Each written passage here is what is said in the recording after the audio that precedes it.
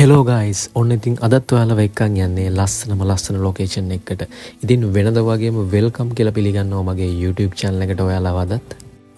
සුන්දරත්වයෙන් පිරුණු මාතලේ දිස්ත්‍රික්කයේ තවත් සොඳුරු ඉසව්වකට තමයි අද ඔයාලව එක්කන් යන්නේ. ඉතින් ගැමි පරිසරයත් එක්ක කඳු වලින් වටවුණු හරි ලස්සන ප්‍රදේශයක තමයි මේ සුන්දර ස්ථානයේ තියෙන්නේ. ඉතින් මගෙත් එක වීඩියෝ එක ඉවරනකම් ඉන්න කියලා මම ඔයාලට කියනවා.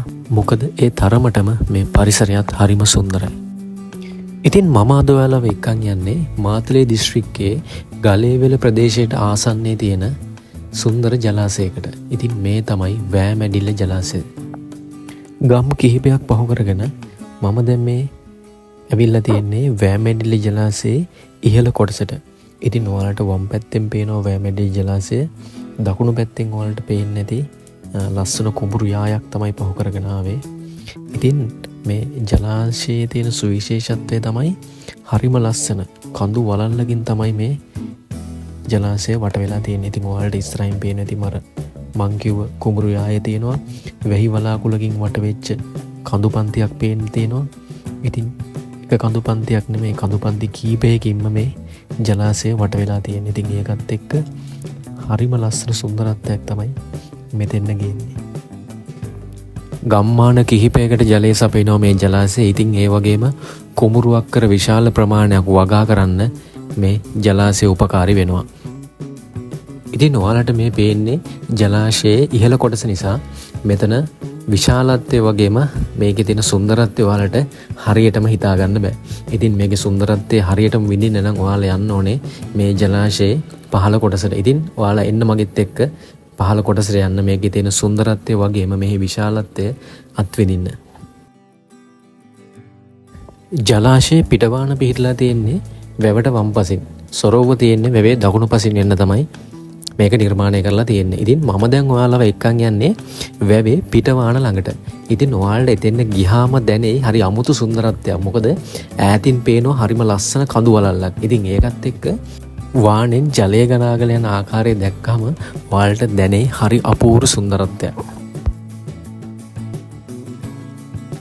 මම මෙතෙන් ආවේ උදේ 7:00ට විතර ඇති මම මෙතෙන් එද්දි. ඉතින් ඒක හින්දා මෙතන කවුරුත් නැහැ. හරිම නිස්කලංකයි නිදහස් තැනක්. ඉතින් මෙතන කට්ටිය වැඩි වෙන්නේ හවස් වරුවට. මොකද හවස් වරුවේ මෙතනින් නාන්න පුළුවන්. ඉතින් ඒ හින්දා හවස් වරුවේ වෙන්න මෙතන විශාල ප්‍රමාණයක් මෙතෙන් එනවා. ඉතින් ඔයාලට පේනවා ඇති ජලය අපූර්වට ගලාගෙන යන ආකාරය. ඉතින් මේ දවස්වල මෙතනින් ජලය යන වේගය ටිකක් වැඩි. මොකද පහුගිය දවස්වල ඇතිවෙච්ච වැස්සත් එක්ක වැවේ වතුර ප්‍රමාණය වැඩි. ඒ නිසා පිටවානෙන් වතුර ගලාගෙන යන වේගය සාමාන්‍ය දවස්වලට වැඩිය සෑහෙන්න වැඩි. ඒක නින්දා මෙතනින් පල්ලෙහාට බහින එක සෑහෙන අවදානම් මේ දවස්වල. මොකද නැත්තම් වතුර අඩු කාලවල මෙතන පිටවාන් ළඟින් මිනිස්සු නානවා. හැබැයි මේ දවස්වල මේ වැඩේ කරන්න හොඳ නැහැ. මොකද වතුර ගලාගෙන යන වේගය වැඩි. අනිවාර්යයෙන්ම පහළට බැස්සොත් ඔයාලා මෙතන පහලින් තමයි හොයාගන්න වෙන්නේ. ඒ නිසා පරිස්සමෙන් මෙතෙන් ඇවිල්ලා පරිස්සමෙන් මේ පරිසරයේ තියෙන සුන්දරත්වය විඳගෙන යන්න අමතක කරන්න එපා. ඉතින් තව විශේෂ දෙයක් වලට කියන්න ඕනේ. මේ සුන්දර පරිසරය පිටින් ගොඩක් වෙලාවට ඇවිල්ලා මෙතනින් නාන්න එනවා කට්ටිය. ඉතින් ඒ අය මෙතන මේ තියෙන සුන්දරත්වය ඒ විදිහටම විඳලා ඒ විදිහටම ආරක්ෂා කරගෙන පරිසරයට හානි කරන්නේ නැතුව යන්න අනිවාර්යයෙන්ම වග බලා ගන්න ඕනේ. ඉතින් තවම වැවේ සුන්දරත්වය බලලා ඉවර නැහැ. තවත් සුන්දරත්වය බලන්න තියෙනවා. ඉතින් ඔයාලා දැන් එක්කන් යන්නේ වැවේ සොරවුව පැත්තට. ඉතින් සොරවුව ළඟින් ඇතුළට ගියපුවම තමයි මේ වැවේ සුන්දරත්වය වගේම වැව කොච්චර විශාලද කියලා ඔයාලට ඇත්තටම බලා ගන්න පුළුවන් ඉන්නේ. ඉතින් ඔයාලට මෙතනින් වාහනේ පාක් කරලා යන්න පුළුවන්. හැබැයි වගකීම් ඔයාලගේ සතුයි. මොකද මෙතනින් ටිකට් එකක් කඩන්න නැහැ. ඒ නිසා ඔයාලගේ වගකීම් මත තමයි මෙතනින් වාහනේ නවත්තලා යන්න වෙන්නේ. ඉතින් මේ ගේට් එකෙන් ඇතුළට යන්න ඕනේ. ඉතින් අපි ගිහිල්ලා බලමු ඇතුලේ තියෙන සුන්දරත්වයත් කොයි වගේද කියලා. ජලාශයේ සුන්දරත්වය ගැන කිව්වට මෙතෙන්ද එන්නේ කොහොමද කියලා මම ඔයාලට කිව්වේ නෑනේ. ඉතින් දැන් මම කියන්නම් ඔයාලට මෙතෙන්ද එන්නේ කොහොමද කියලා. ඉතින් ජලාශය බලන්න ඔයාලට එන්න පාරවල් 3ක් තියෙනවා. ඔයාලා එන්නේ මාතලේ හරහා දඹුල්ල පැත්තට එන කෙනෙක් නම් ඔයාලට පුළුවන් මාතලේ පාස් කරගෙන නාවුල ටවුන් එකට ඇවිල්ලා නාවුල ටවුන් එකේ ඉඳලා කිලෝමීටරයක් වගේ එනකොට වම් අත පැත්තට දෙනවා පාරක්.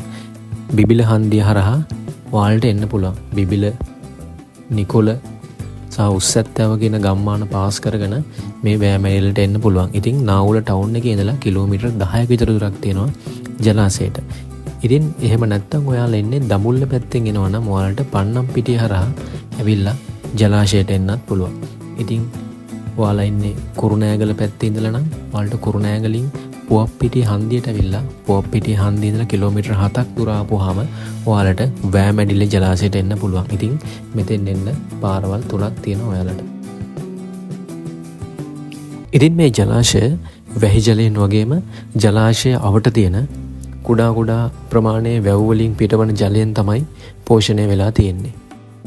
කුඹුරු අක්කර විශාල ප්‍රමාණයක් ගොඩ ගොවිතැන් මඩ ගොවිතැන් කියන ගොවිතැන් ක්‍රම දෙකටම වතුර සපයන්නේ මේ ජලාශයෙන් තමයි. ඉතින් මේ ජලාශයට සොරව් 3ක් නිර්මාණය කරලා තියෙනවා.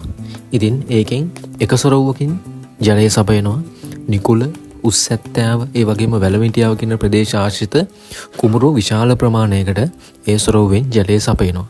ඉතින් ඒ වගේම තමයි අනෙක් සොරව්වෙන් මැණික් දෙන ආශ්‍රිත ප්‍රදේශවලට අවශ්‍ය කුඹුරු වලට ජලය සපයනවා. අනෙක් සොරව තමයි මේ දිනවල වැඩ නිමෙමින් පවතින වයඹැල ව්‍යාපෘති හරහා කුරුණෑගල ආශ්‍රිත ප්‍රදේශවලට ජලය සපයන සොරව. ඉතින් මම දැන් මේ ඉන්නේ වැව් බැම්ම උඩ. ඉතින් ඔයාලට මේ වැව් බැම්ම දිගේම ගියොත් ඉස්සෙල්ලා අපි ගියපු පිටවාන ළඟට වෙනකම් යන්න පුළුවන්. ඉතින් පිටවාන ගැන කිව්වොත් එහෙම පිටවානෙන් පිටවන ජලයෙන් දඹුල්ල ඉබ්බන් කටුව ජලාශයට වතුර ගලාගෙන යනවා. ඉතින් මේ වතුර යන අතරේ ඒ අවට ප්‍රදේශවල තියෙන කුඹුරු පෝෂණය කරනවා. ඉතින් ඔයාලට වෑමැඩිලි ජලාශය බලන්න බස් එකේ වුණත් එන්න පුළුවන්. නාවුල ටවුන් එකේ ඉඳලා බස් එකක් තියෙනවා ගලේවැල ටවුන් එකට. ඉතින් ඒ හරහා වුණත් ඇවිල්ලා ඔයාලට වෑමැඩිලි ජලාශය බලලා ආපහු ගලේවැල පැත්තට හරි එහෙම නැත්නම් නාවුල පැත්තට හරි ඔයාලට ආපහු යන්න පුළුවන්. ඉතින් මම මුලින් කිව්වා වගේම මේ වගේ සුන්දර පරිසරයක ඇවිල්ලා සුන්දරත්වයේ විඳගෙන සුන්දරත්වයට කිසිම හානියක් කරන්නේ නැතුව ආපහු යන්න අනිවාර්යෙන් මතක තියාගන්න ඕනේ. මොකද එහෙම වුණොත් තමයි තවත් කාලයකට මේ වගේ සුන්දර පරිසරයක් ඉතුරු වෙලා තියෙන්නේ. ඉතින් එහෙනම් තවත් අලුත් vlog එකකින් ඔයාලව හමු වෙනකන් අදට මම ගිහිල්ලා එන්නම්. ඔයාලා හැමෝම පරිස්සමෙන් සතුටින් ඉන්න.